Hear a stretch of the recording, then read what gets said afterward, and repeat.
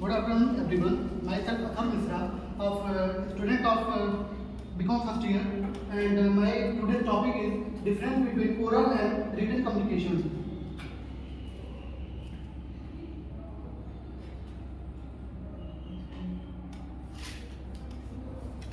Oral and written communication का meaning क्या होता है?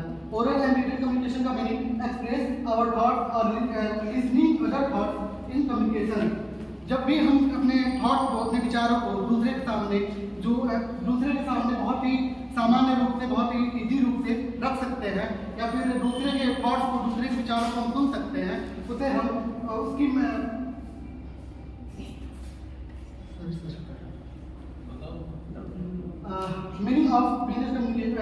meaning of oral and written communication: express our thoughts and listening other thoughts in communication। जब हम अपने थॉट्स को, अपने विचारों को दूसरे के सामने बहुत ही सामान्य रूप से, बहुत ही इजी रूप से रखते हैं और दूसरे के थॉट्स को अपने सुनते हैं और समझते हैं, उसका मीनिंग होता है, रिटन कम्युनिकेशन का मीनिंग होता है। एग्जाम्पल: राम टू श्याम से हाय, हाउ आर यू, आप कैसे हो?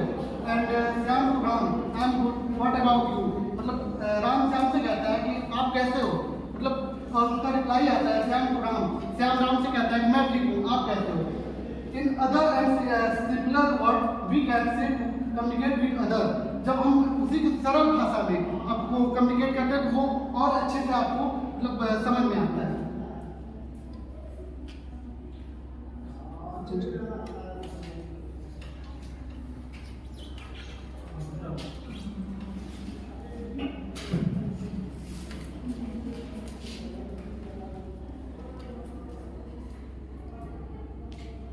Types of communication: there are two types of communication.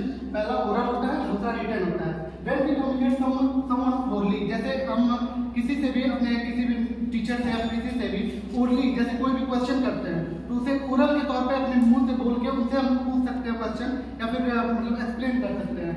और दूसरा होता है written. When we communicate someone in written form, जब हम किसी को लिख के, कोई भी सर क्वेश्चन लिख के बोर्ड पे हमें एक्सप्लेन करते हैं, उसे हम रिटन के तौर पे कॉपी पे लिख के या फिर मतलब उसको एक्सप्लेन करते हैं, उसे हम रिटन कम्युनिकेशन करते हैं। जैसे फेस टू फेस डिस्कशन, जब हम किसी से फेस टू फेस डिस्कशन करते हैं, जैसे हमारे टीचर हैं, उनके सामने हम एक दूसरे से फेस टू फेस डिस्कशन हो रहा है। और दूसरा होता है स्पीचेस, जैसे हमें स्पीचेस मिलते हैं कभी भी किसी प्रोग्राम में, किसी चीज़ में स्पीच तैयार करने के लिए।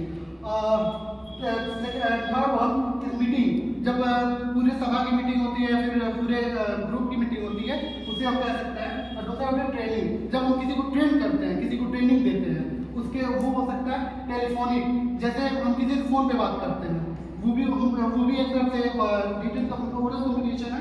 And etc example: a classroom when teacher is teaching to his student orally, जैसे सर, हमारे ऑनरेबल प्रिंसिपल सर हैं, अगर हमारे पढ़ाते हुए, मतलब हम लोग को पढ़ाते हैं, वो ओरली पढ़ाते हैं, नॉट अ रिटन। वो रिटन में हमें एक्सप्लेन नहीं करेंगे और ओरली समझाएंगे तो वो अच्छे से समझ में आएगा।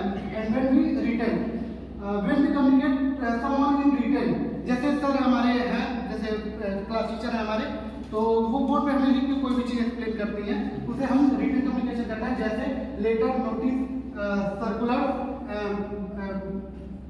Books, newspaper, email, etc.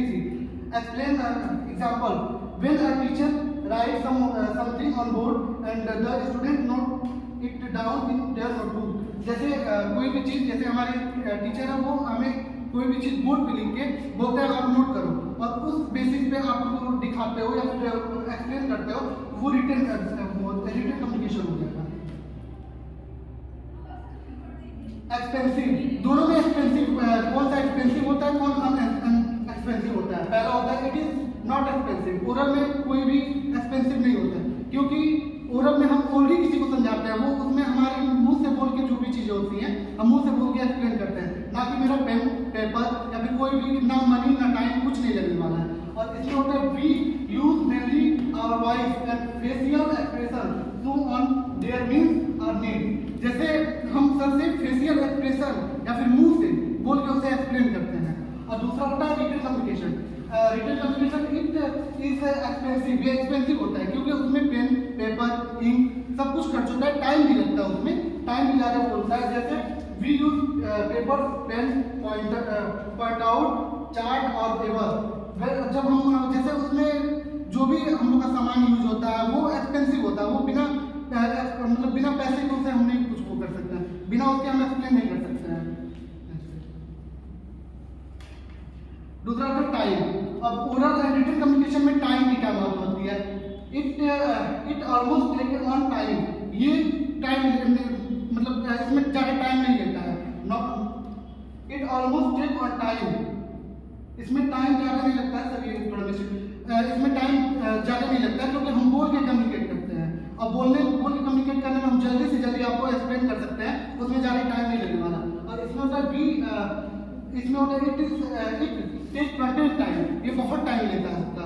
जैसे मान लीजिए आप लिखते हैं, लिखने के बाद फिर एक्सप्लेन करेंगे, एक्सप्रेस करेंगे, उसको समझाएंगे, उसके बाद उसमें जो टाइम लगना ही लगना है, उसमें बहुत टाइम लगता है।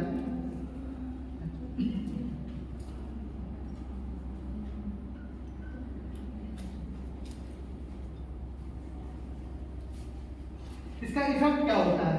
It is more effective. ये बहुत इफेक्टिव होता है। किसी को अगर मान लीजिए हम बोर्ड पे कोई भी चीज या फिर हमारे प्रिंसिपल जो है या फिर ऑनरेबल प्रिंसिपल या फिर टीचर अगर लिख के बोर्ड पे वैसे आपको छोड़ देते हैं, नहीं एक्सप्लेन करते हैं।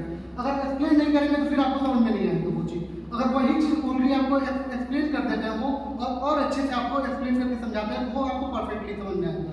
और दूसरा होता है written communication. It is less effective. ये मतलब कोई भी मान लीजिए हमारे प्रिंसिपल है या टीचर है, वो बोर्ड पे लिख दिए, ठीक, आपको एक्सप्लेन नहीं किए, तो क्या वो आपको परफेक्टली समझ में आएगा? नहीं आएगा। इसकी वजह से ये ओरल ज़्यादा इफेक्टिव होता है, रिटन कम इफेक्टिव होता है। और इसमें होता है पर्सनल कॉन्टैक्ट।